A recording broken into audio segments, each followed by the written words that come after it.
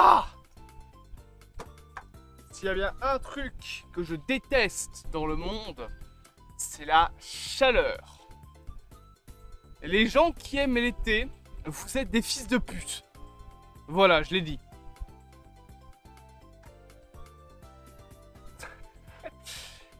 Le pire, c'est qu'en plus, je fais ça pour parler d'un film de merde. Voilà. On va aujourd'hui parler de Spirale.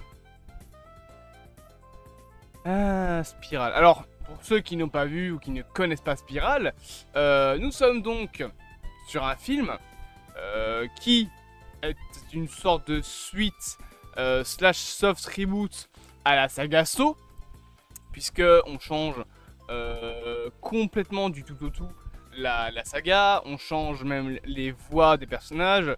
Ça se présente voilà comme vraiment une réinvention de la saga Saw. Spoiler, c'est pas du tout une réinvention. Et voilà, on est sur un film donc, qui nous présente toute une nouvelle manière en tout cas de voir l'univers entre guillemets de John Kramer par le biais du personnage ici de Zeke, interprété par Chris Rock, qui va avoir une enquête présente sur son dos en gros, enfin il va devoir gérer une enquête de copycat, donc de copieur en gros, de John Kramer. Sachant que John Kramer à ce moment-là est genre mort il y a pratiquement 20 ans. Voilà. Je pense que le film est sorti en quoi, en 2019 2021 peut-être, je sais plus trop quand est-ce qu'il est sorti. Mais donc voilà, c'est un film sur le personnage, encore une fois, entre guillemets, de John Kramer, en tout cas de Jigsaw. Sauf que là c'est un copycat. Dans tous les films depuis le 3 c'est un copycat de toute façon. Excepté pour Saw 10, puisque là pour le coup c'est vraiment John Kramer. Et on va avoir le policier Zeke qui va se rendre compte que le nouveau copycat de John cible principalement les policiers corrompus, en tout cas ceux qui ont des choses à se reprocher, ceux qui ont tué des innocents, ceux qui ont mis en prison des innocents, etc. Bref, la police va avoir besoin d'une bonne purge, comme on dit. Je l'ai déjà dit, je n'ai vraiment pas aimé ce film. Et je l'ai encore moins aimé pour ce visionnage-là. Spirale, c'est la même chose que les autres Saw, avec un autre nom. C'est un film qui te donne un antagoniste. Là, ici, l'antagoniste, il est tellement cramé, putain. C'est un petit jeune qui revient de l'académie de police, qui dit qu'il est dans la police à cause du père du personnage principal, et il vient à cause. Voilà, hein, il sait même pas, ouais, c'est ton père qui m'a qui m'a donné envie d'être policier. Non, non, il le dit, je suis policier à cause de ton père, qui était l'ancien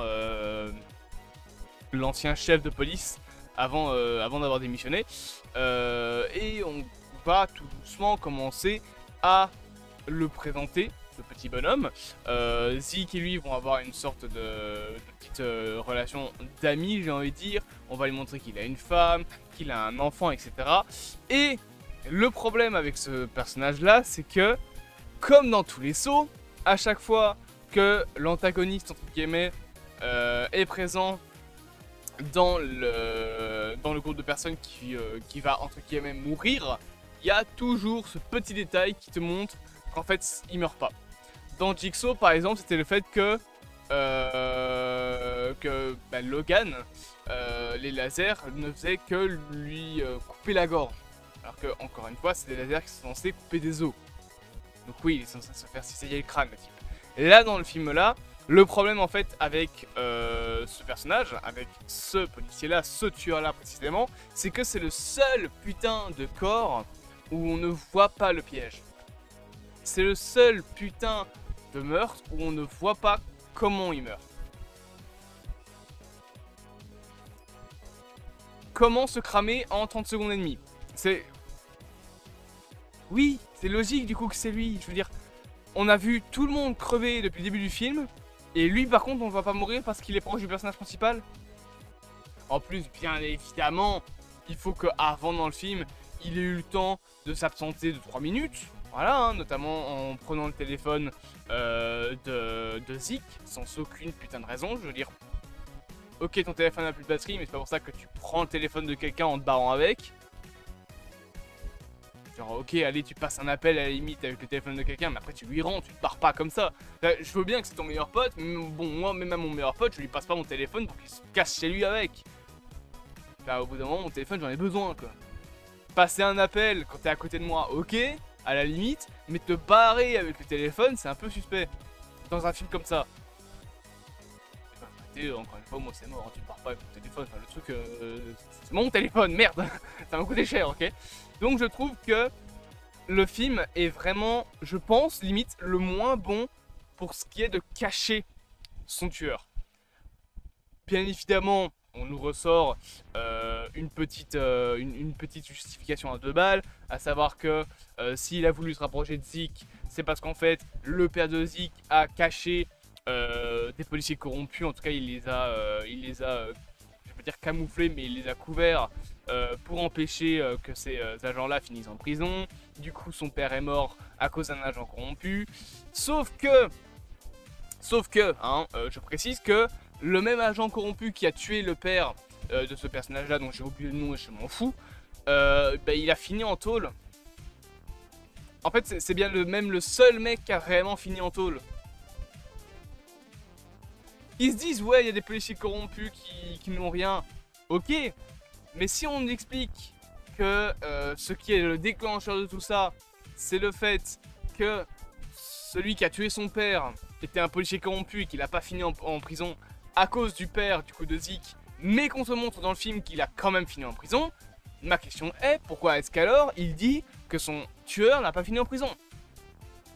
Il dit que le père, enfin que le policier corrompu qui a tué son père n'a pas été puni. Bah si, il a fini en tôle et maintenant il est hors d'état d'être policier et il vit dans une église. Il a déjà été puni.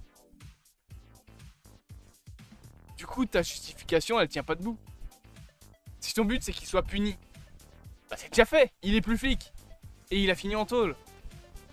Mais non, oubliez, dans un film Saw, punition ça doit être des crimes débiles, avec du sang à foison pour que dalle. J'en peux plus de ce genre de film. Les pièges de ce film, ils sont tellement éclatés au sol. En fait, c'est même pas drôle. Parce que bon, hein, je suis pas le dernier des déconneurs. Moi, bon, un petit personnage qui se fait tuer de manière rigolote dans un film, de temps en temps, ça me fait rire. Mais les films Saw sont pas drôles. Ils sont juste casse-couilles. Parce que en plus, je veux dire, dans le film, les personnages qui meurent sont des policiers proches, je dis bien proches, des personnages principaux. Ils peuvent être autant corrompus que vous le voulez. Le premier flic, par exemple, c'est un putain d'ami du personnage principal. Et on en parle genre 5 minutes. Il n'y a pas de remise en question du personnage, il n'y a pas le personnage qui, je sais pas moi, qui se met dans un escalier seul en mode putain, il y a un de mes potes qui vient de crever. Non, c'est direct, je vais aller voir sa femme, je vais lui demander si elle a des infos, et après meurtre suivant. En plus de ça, le montage du film n'aide pas du tout. Il y a des scènes qui sont parasites. Par exemple, l'une des scènes montre le père de Zeke aller à un endroit qu'on ne connaît pas. Sauf que l'endroit, on n'a pas eu de payoff avant. Préparation paiement, enfin de setup, pardon, pas de payoff. Payoff, justement, c'est ce qui se passe après. Donc on n'a pas eu de setup de la scène, la préparation. On ne sait pas ce qu'est cette putain d'usine. Moi d'ailleurs au début j'ai cru que c'était une autre usine dans laquelle il y avait un autre policier qui allait après dans le film. Et je me suis dit mais il va tomber sur le père, non? En fait pas du tout, c'est pas la même usine. Parce qu'on nous donne aucune info. Le montage du film fait que cette scène arrive de nulle part. Aucune explication sur pourquoi le père se barre. Bien évidemment c'est pour essayer que le spectateur croit que le tueur c'est le père. Mais comme on n'a pas absolument préparé le fait que le père est suspect, t'as juste une scène où il va dans une usine et il n'y a pas de suite.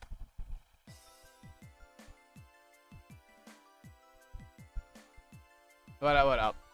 Et alors, toute la nouvelle direction artistique de du faux John Kramer, je comprends pas. Pourquoi avoir changé la marionnette déjà? Que vous aviez pas un Bobby qui traînait? Je sais plus comment il s'appelle pas Bobby, je sais plus comment il s'appelle. Les poupées de Jigsaw. Mais c'est une marionnette, ça, vous pouvez la recréer très facilement, genre... Pas comme si on avait eu qu'une. pourquoi directement changer le truc? Je veux bien que ça fait partie de l'histoire du film, comme quoi que c'est un soft reboot. Enfin, pas un soft reboot, mais genre que c'est une réinvention de John Kramer. Mais la nouvelle marionnette, elle est tellement dégueulasse. C'est comme les crânes de cochon, enfin les masques de cochon. Pourquoi avoir changé ça? Vous avez voulu les faire plus réalistes. Ils sont surtout plus moches. Ils étaient très bien avant, ils inspiraient la peur, etc. C'était amplement suffisant. Surtout qu'en plus, dans les premiers films, leur apparition, elles étaient discrètes, elles jouaient sur la subtilité. Là, il n'y en a qu'une seule qui joue sur la subtilité.